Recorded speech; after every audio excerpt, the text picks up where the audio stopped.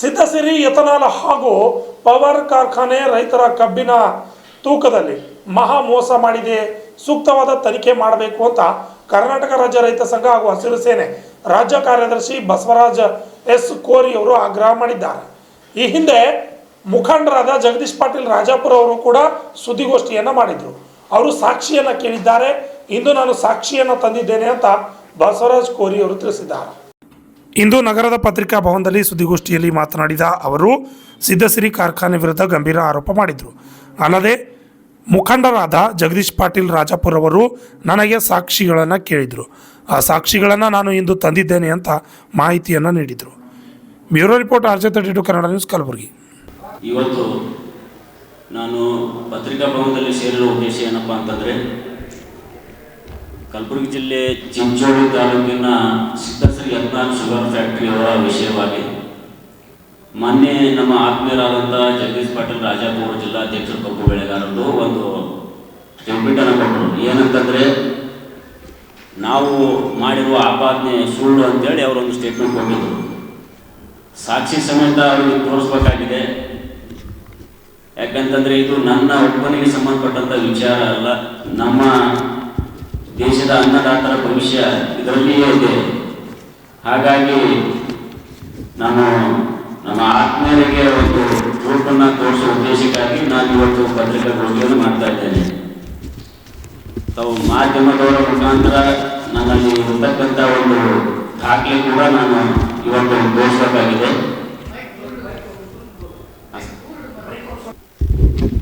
ನಮ್ಮ ಆತ್ಮೀಯರಾದಂಥ ಜಗದೀಶ್ ಪಾಟೀಲ್ ರಾಜಾಪುರ ಅವರಿಗೆ ನಾನು ಸಾಕ್ಷಿ ಸಮೇತ ತೋರಿಸ್ತಾ ಇದ್ದೇನೆ. ಮತ್ತೇನಾದರೂ ಬೇಕಾದರೆ ನಾನು ಸಾಕ್ಷಿ ನನ್ನ ಕಡೆ ಇದ್ದಾವೆ. ಫ್ಯಾಕ್ಟ್ರಿಯವ್ರು ಮಾಡ್ಯಾದ ಸರ್ ಅವರು ಮೋಸ ಆಗಿಲ್ಲ ಅಂತ ಹೇಳ್ತಾ ಇದ್ದಾರೆ ಸರ್. ಮೋಸ ಆಗಿಲ್ಲ ಅಂತಂದರೆ ನನ್ನ ಕಡೆ ಇರ್ತಕ್ಕಂಥ ಪ್ರೂಫ್ ಇದೆ ಸರ್. ಸಾಕ್ಷಿ ಸಮೇತ ನಾನು ಬಂದಿದ್ದೇನೆ. ಮತ್ತು ಇನ್ನೊಂದು ಸರ ಈ ಸಾಕ್ಷಿ ಕೂಡ ಇದೆ. ಹಾಂ ಸರ್, ಕಬ್ಬು ಹೋಗ್ಯದ ಸರ್. ಹಾಂ ಸರ್ ನಾವು ತಡೆ ಹಿಡಿದಿಲ್ಲ ಸರ್. ಈಗ ಸರ್ ಇಲ್ಲ, ನಾನು ಇಲ್ಲ ಸರ್, ಫ್ಯಾಕ್ಟ್ರಿದವ್ರ ಕಡೆ ಸರ್ ನಾನು ಅಮೌಂಟ್ ಕೇಳಿನಂತ ಸರ್ ನಾನು ಎದುರಿಸ್ತಾ ಇದ್ದೀನಿ ಸರ್ ನಾನು ಎದುರಿಸೋ ಅವಶ್ಯ ನನ್ನ ಕೆಲಸ ಅಂತೇಳಿಲ್ಲ ಸರ್ ನಾನು. ಹಾಂ ಸರ್,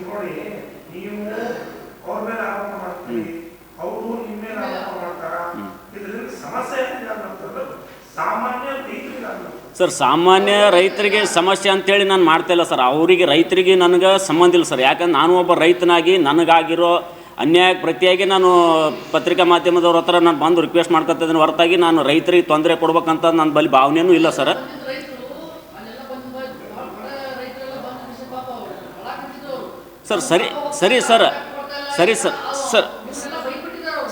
ಸರಿ ನಾನು ಒಪ್ಕೋತೀನಿ. ನಾನು ಒಬ್ಬ ರೈತನಾಗಿ ನಾನು ಒಪ್ಕೋತೀನಿ. ಯಾಕಂದರೆ ರೈತರ ಕಷ್ಟ ನನಗೆ ಗೊತ್ತಿದೆ. ನನಗಾಗಿರೋ ಕಷ್ಟ ಇನ್ನು ಮುಂದೆ ಸರ್ ಹಾಗಿಲ್ಲ ಸರ್. ನನಗಾಗಿರೋ ಮೋಸ ಮತ್ತೊಬ್ಬ ರೈತನಿಗೆ ಆಗಬಾರ್ದು ಅನ್ನೋ ಉದ್ದೇಶದಿಂದನೇ ನಾನು ಇದು ಪ್ರೂಫ್ ಇಟ್ಕೊಂಡಿದ್ದು ಸರ್. ಇಲ್ಲ ಅಂತಂದರೆ ನಾನು ರೈತರಿಗೆ ಮೋಸ ಮಾಡ್ಬೇಕನ್ನೋದು ಉದ್ದೇಶ ನನಗೆ. ಯಾಕಂದರೆ ನಾನು ಒಬ್ಬ ರೈತನಾಗಿ ರೈತರ ಕಷ್ಟ ಏನನ್ನೋ ನನಗೆ ಗೊತ್ತದ ಸರ್. ಆ ಉದ್ದೇಶದಿಂದ ನಾನು ಪ್ರೂಫ್ ಇಟ್ಕೊಂಡು ನಾನು ಮಾಡ್ತಾಯಿದ್ದೀನಿ ಸರ್. ನನಗೇನು ರೈತರಿಗೆ ಕಷ್ಟ ಕೊಡ್ಬೇಕನ್ನೋದು ನನಗೆ ಉದ್ದೇಶ ಇಲ್ಲ. ಯಾಕಂತಂದರೆ ನಾನು ಒಬ್ಬ ರೈತನಾಗಿ ರೈತರ ಕಷ್ಟ ಏನನ್ನೋದು ನನಗೆ ಗೊತ್ತದ ಸರ್. ಮುಂದೆ ಯಾವುದೇ ಆಗಿರ್ತಕ್ಕಂಥ ರೈತರಿಗೆ ಈ ಥರ ತೊಂದರೆ ಆಗಬಾರ್ದು. ರೈತರಿಗೆ ಕಾರ್ಖಾನೆಯವ್ರು ಮಾಡಿರ್ತಕ್ಕಂಥ ಅನ್ಯಾಯ ಸರ್, ನಾ ರೈತರಿಗೆ ಕಬ್ಬು ಹೋಗಬಾರ್ದು ಅಂತೇಳಿ ನಾ ಹೇಳ್ತಾ ಇಲ್ಲ ಸರ್.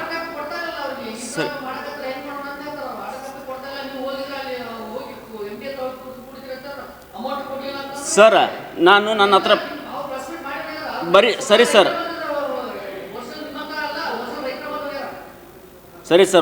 ಸರ್ ಕಾರ್ಖಾನೆ ಕಡೆ ಅವರು ಪ್ರೂಫ್ ಇದ್ದರೆ ಕುಡಿ ಅಂತೇಳಿ ಸರ್, ನಾನು ಒಪ್ಕೋತೀನಿ. ಅವ್ರ ಕಡೆ ಪ್ರೂಫ್ ಇದ್ದರೆ ಕುಡಿ ಅಂತೇಳಿ. ನಾನು ಕಾರ್ಖಾನೆ ಹತ್ರ ಹೋಗಿದ್ದೆ, ನಾನು ಕೇಳಿದ್ದೆ.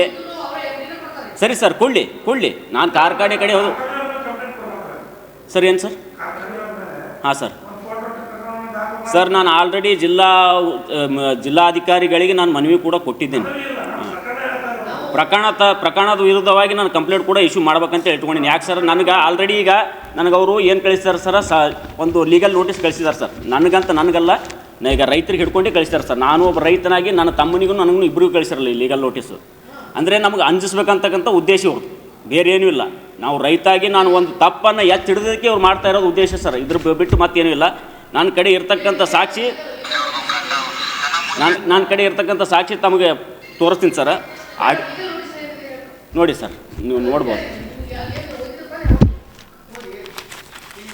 ನನ್ನ ಕಡೆ ಈ ಥರ ಅವ್ರ ಪ್ರೂಫ್ ಇದ್ದರೆ ತೋರ್ಸೋಕೆ ಹೇಳಿ ಸರ್. ಈಗ ಲೀಗಲ್ ನೋಟಿಸ್ ನನಗೊಬ್ಬನಿಗೆ ಅಲ್ಲ, ಇಲ್ಲಿ ನೋಡಿ ನನ್ನ ಮೇಲೆ ಫಸ್ಟು ನಾನು ತೊಗೊಂಡಿದ್ದಾರೆ, ಸೆಕೆಂಡ್ ಒನ್ನು ಶರಣಬಸಪ್ಪ ಮಂಶೆಟ್ಟಿ ಅವ್ರು ತೊಗೊಂಡಿದ್ದಾರೆ, third one media head news 18 ಅವ್ರದ್ದು, ಇನ್ನು ಫೋರ್ತ್ ಒನ್ನು ನಮ್ಮ ತಮ್ಮ ಪ್ರವೀಣ್ ಕುಮಾರ್ ಕೋರಿ ಅಂತೇಳಿ.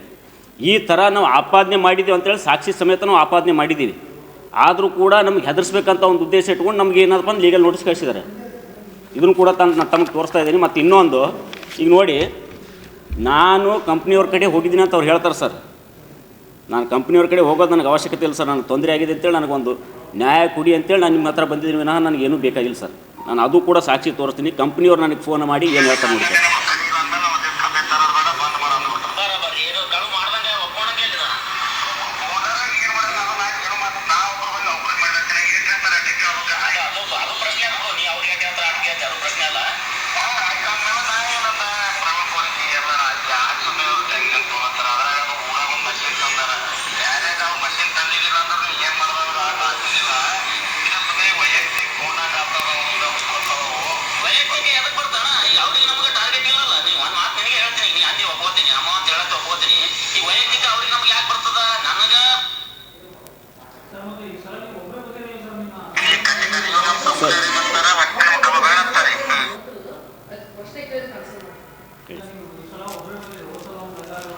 ಸರ್ 5-7 ಜನ ನಾವು ಬಂದಿದ್ದೇವೆ.